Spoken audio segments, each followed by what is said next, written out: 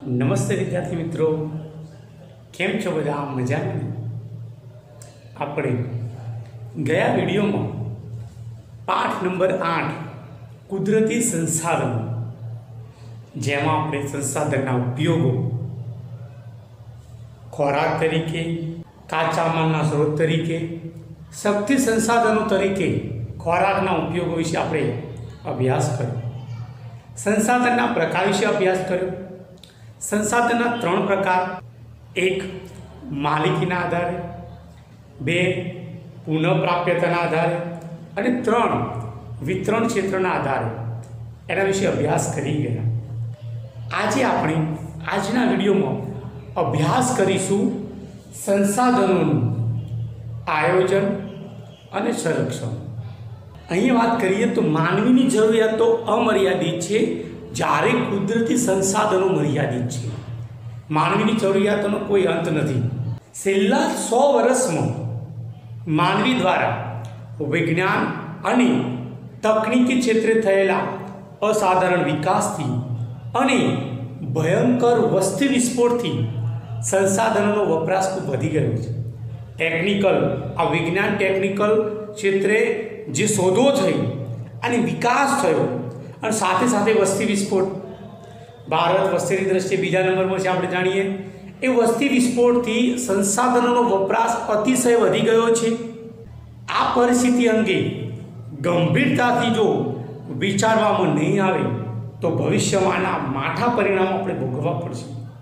આપણે સમજી શકીએ છીએ કે જે સંસાધનોનો વપરાશ વધી ગયો છે ને, આડેધડ વપરાશ થઈ રહ્યો છે, તો એ જો વપરાશ ઉપર કંટ્રોલ નહીં આવે, બ્રેક નહીં આવે અને એના વિશે વિચારવામાં નહીં આવે તો ભવિષ્યમાં એના માઠા પરિણામો ભોગવવા પડશે. એટલે જ તો ભવિષ્યની પેઢી માટે સંસાધનોનું સંરક્ષણ કરવું એ આપણા સૌની ફરજ છે. સંસાધનોનું સંરક્ષણ એટલે સંસાધનોનો વિવેકપૂર્ણ ઉપયોગ કરવો. આ સંસાધન છે એનું સંરક્ષણ કરવું, એનો મતલબ સંસાધનનો વિવેકપૂર્ણ ઉપયોગ કરવો. અહીંયા વાત કરું કે સંરક્ષણનો સીધો સંબંધ સંસાધનોની અસર સાથે રહેલો છે. વર્તમાનમાં જે રીતે દોહન થઈ રહ્યું છે, આ સંસાધનોનું વર્તમાનમાં જે રીતે દોહન થઈ રહ્યું છે, તે પ્રકારે સંસાધનોનું આડેધડ દોહન અને અવિવેકભર્યો વપરાશ જો ચાલુ રહેશે તો વિકાસ અને વર્તમાન જીવન સ્તર જે આપણે જીવી રહ્યા છીએ એ લગભગ સ્વપ્નવત બની જશે. એટલે કે આપણે જોઈએ છીએ વૃક્ષો કપાય છે, પાણીનો વપરાશ આડેધડ થઈ રહ્યો છે, જમીનનું પ્રદૂષણ વધી ગયું છે. જો આવું નવું ચાલુ રહેશે ને તો આપણે જે વિકાસની વાતો કરીએ છીએ કે આપણે જે વર્તમાન જીવન સ્તર જીવી રહ્યા છીએ અત્યારે બહુ મજાથી, એ લગભગ સ્વપ્નવત બની જશે. ભવિષ્યમાં આવું નહીં રહે. અને તે માટે તેનો વિવેકપૂર્ણ ઉપયોગ, સંરક્ષણ કરવું અને પુનઃ ઉપયોગ જેવી બાબતો એમાં સમાવિષ્ટ છે. જ્યારે કોઈ વૃક્ષ કે જીવના અસ્તિત્વ ઉપર સંકટ આવે અને તે માટે ગોઠવાયેલ વ્યવસ્થાપનને સંરક્ષણ કહેવાય છે. કોઈ જીવ કે કોઈ વૃક્ષ એવું માનીએ કે એનું અસ્તિત્વ નાશ થવા પામ્યું છે અને એના માટે જે આયોજન ગોઠવાયું હોય ને, વ્યવસ્થાપન, એને સંરક્ષણ કહેવાય છે. અહીંયા વાત કરીએ કે સંસાધનોના આયોજન અને સંરક્ષણ માટે કેટલીક બાબતો ધ્યાનમાં રાખવી જોઈએ.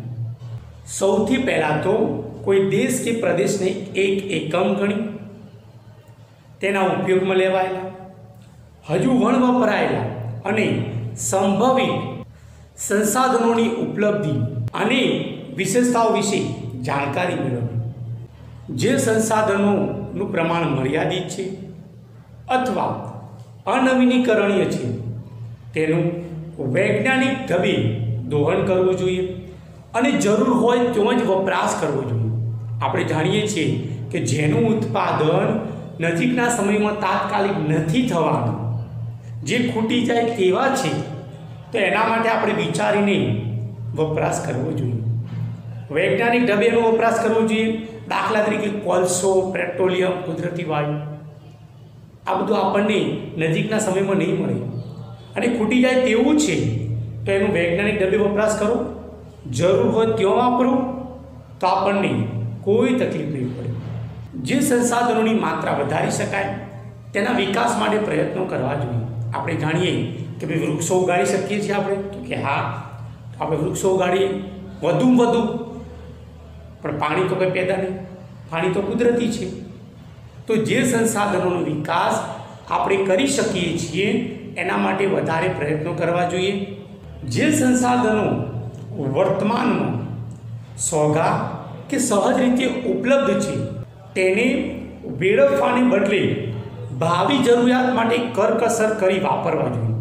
આપણે માનીએ કે ભાઈ અત્યારે આપણને સહજ રીતે સંસાધન ઉપલબ્ધ છે, તો એનો મતલબ એવું નહીં કે એને વેડફી દઈએ. દાખલા તરીકે પાણી, અત્યારે મોટાભાગે દરેકને પાણી સરળતાથી મળે છે, તો એનો મતલબ એવું નહીં કે પાણી ગમે તેમ વાપરી દઈએ. ભવિષ્ય માટે જ રાખો. ચોમાસામાં પાણી ભરપૂર આપણને મળે છે, વરસાદ નહીં મળે, ઘરે નગરપાલિકાનું આવતું હોય, તો એનો મતલબ એવું નહીં કે આપણે એને વેડફતા જઈએ. નજીકના ભવિષ્યમાં એટલે કે ઉનાળા માટે એક્ઝામ્પલ તરીકે, શિયાળા માટે જરૂરિયાત પડવાની, તો એનો ઉપયોગ વિવેકપૂર્ણ કરો, એને જાળવો, સાચવો. આગળ વાત કરીએ તો જે મર્યાદિત માત્રામાં ઉપલબ્ધ છે, એની માત્રા મર્યાદિત છે, તેવા સંસાધનો જાળવી રાખવા જોઈએ. તકનીકી વિકાસ દ્વારા તેના વૈકલ્પિક સ્ત્રોતની શોધ લાંબા ગાળે ફાયદાકારક છે. આપણે સમજી શકીએ કે જે મર્યાદિત માત્રામાં ઉપલબ્ધ હોય તો કઈ રીતે એનું આયોજન કરી શકાય. આગળ વાત કરીએ કે સંસાધનોના સંરક્ષણ માટે તંત્ર દ્વારા કડક કાયદા કે નિયમો બનાવી તેનું અમલીકરણ કરવું જોઈએ. તંત્રએ પણ એમાં સહભાગી બનવું પડે અને એને આપવું પડે. નાગરિકોને સંસાધનના વિવેકપૂર્ણ ઉપયોગ સાથે જોડાયેલી બાબતો હોય એને વાકેફ કરી જનજાગૃતિ કેળવવી. નાગરિકોને સમજાવવા કે તમે પાણી બચાવશો, વૃક્ષો બચાવશો કે જે પણ કુદરતી સંસાધન છે એ બચાવશો તો તમને શું ફાયદો થશે એને જણાવવું જોઈએ. અને એનાથી શું થવાનું છે, એ નાગરિક એને બચાવવા માટે આગળ આવશે અને આપણે ઓછા સમયમાં સારું કામ કરી શકીશું. વિદ્યાર્થી મિત્રો, અહીંયા આપણે વાત કરી સંસાધનોના આયોજન અને સંરક્ષણ. આગળ વાત કરીએ જમીન નિર્માણ વિશે. સામાન્ય રીતે ભૂસપાટીનું પડ જો વનસ્પતિ ઉગે છે તેને આપણે જમીન કહીએ છીએ. આપણે જોઈએ કે ભાઈ અહીંયા વૃક્ષ ઉગ્યું છે કે છોડ ઉગ્યો છે, એને આપણે જમીન કહીએ છીએ. જમીન પૃથ્વીના પોપડા પરના અનેકવિધ કણોનું બનેલું પાતળું પડ છે. એમાં ખનિજો, ભેજ, હ્યુમસ, સેન્દ્રિય તત્વો અને હવા વગેરે રહેલા છે, મળેલા હોય છે. માટીની નીચે તેમાં મૂળ ખડક સ્તરો આવેલા હોય છે. જે માટી હોય ને એની નીચે મૂળ ખડક સ્તરો આવેલા હોય છે. જમીનનું નિર્માણ મૂળ ખડકોના ખવાણ અને ધોવાણથી મળતા પદાર્થોથી થાય છે. અહીંયા જમીનના નિર્માણની વાત કરીએ છીએ વિદ્યાર્થી મિત્રો, તો જે મૂળ ખડકો હોય એનું ધોવાણ થાય, એનું ખવાણ થાય અને એનાથી જે પદાર્થ મળે એનાથી જમીન મળે છે. એમાં જૈવિક અવશેષો, હવા અને ભેજ મળે છે. તો મૂળ ખડકો એનું ખવાણ અને ધોવાણ થાય, એમાં જૈવિક અવશેષો, હવા અને ભેજ મળે અને જમીન તૈયાર થાય. અન્ય રીતે કહીએ તો જમીન ખનિજો અને જૈવિક તત્વોનું કુદરતી મિશ્રણ છે અને એમાં વનસ્પતિના વૃદ્ધિ અને વિકાસ કરવાની ક્ષમતા હોય. આપણે જોઈએ છીએ વનસ્પતિની વૃદ્ધિ અને વિકાસ એ જમીનમાં થાય છે, બીજામાં નથી થતો. તો વિદ્યાર્થી મિત્રો, અહીંયા આપણે જમીન નિર્માણ વિશે અભ્યાસ કર્યો. આવતા વિડીયોમાં આપણે જમીનના પ્રકારો વિશે અભ્યાસ કરીશું. પરંતુ ત્યાં સુધી ઘરે રહીશું, સુરક્ષિત રહીશું, વિડીયો જોતા રહીશું અને ભણતા રહીશું. જય હિન્દ, જય ભારત.